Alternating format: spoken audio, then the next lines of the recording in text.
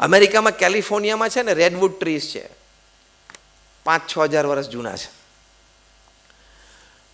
150 ફૂટ, 250 ફૂટ, 200 ફૂટ, 250, 250 ફૂટ સુધી ઘણા તો ઉપર જાય. એના થડ બહુ પોળા છે.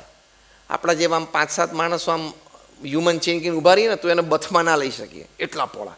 એક ટ્રંક તો એવું છે ને, એમાંથી એક મોટરવે કાઢ્યો છે આ લોકોએ, કે આ પાડી દેવું જાળીને કરતાં વચ્ચે એક કાઢો તો એક કાર જાય.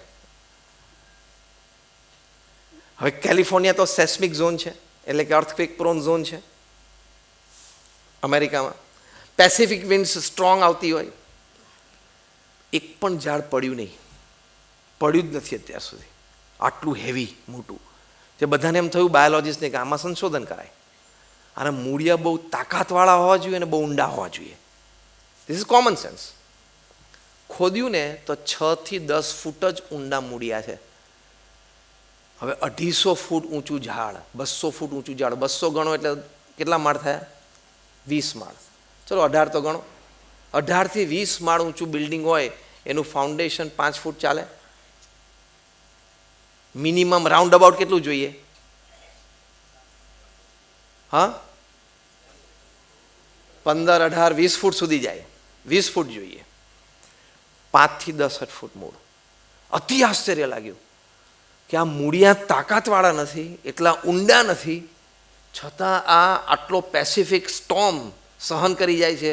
અર્થક્વેક નાના મોટા આવતા હોય 2.3 સુધીના રિચર સ્કેલ ઉપર, એ સહન કરી જાય છે. પછી સંશોધનમાં ખબર પડી કે દરેક ઝાડનું જે મૂળિયું છે ને, એ તમને 1-2 ફૂટ સુધી પર્ટિક્યુલર ખબર પડી કે આ ઝાડનું છે.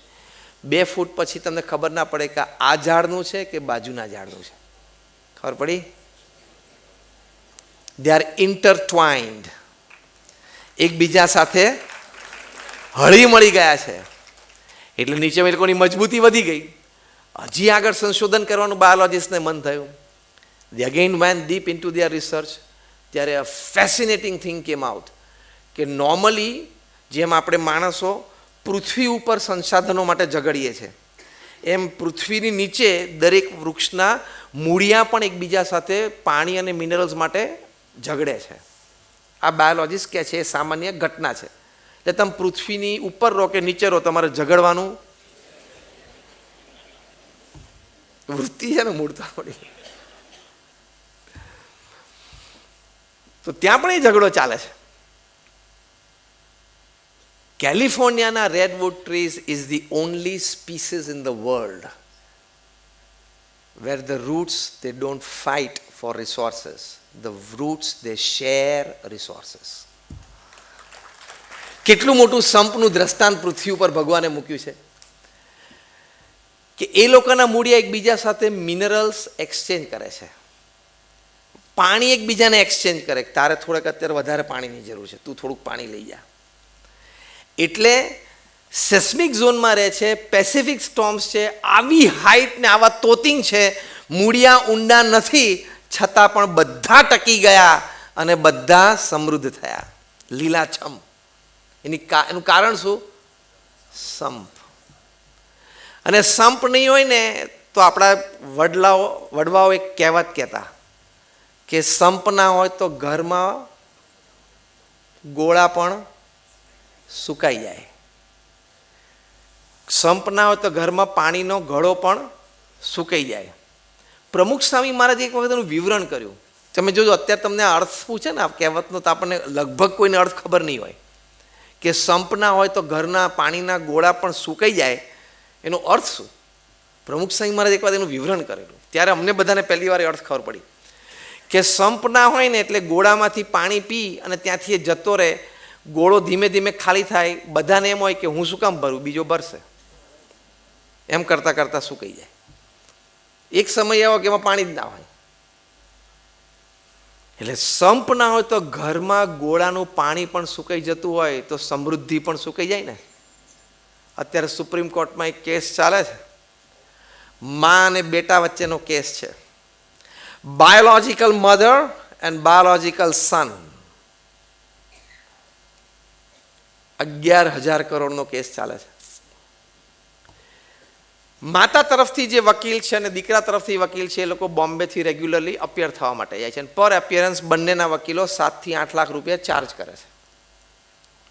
બેયને મજા પડી ગઈ છે. દેશી ભાષામાં શું કહેવાય? મજા પડી ગઈ.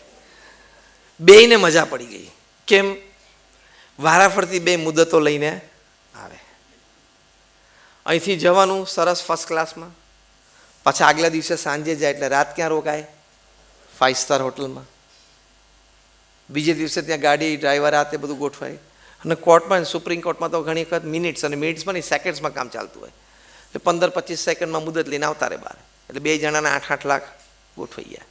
પાછું 15 દિવસ પછી પાછું ફરી વખત ગોઠવવાનું. એ અલગ ચેપ્ટર છે. બાયોલોજિકલ મધર એન્ડ બાયોલોજિકલ સન, સગી મા અને દીકરા વચ્ચેનો આ કેસ ચાલે છે. તમને બધાને ઘણાને નામ મનમાં આવી ગયું હશે. 11,000 કરોડનો કેસ છે. હવે 50% લઈ લેતો સંપીને સમજીને, નહીં, I want the whole chunk or I want the major chunk. કોઈક 10% લઈને ઊભો થઈ જાય ને, 11,000 કરોડના 10% એટલે શું? 1,100 કરોડ. અને ઘાટકોરમાં રિયલ એસ્ટેટનું કામ ચાલુ કરે તો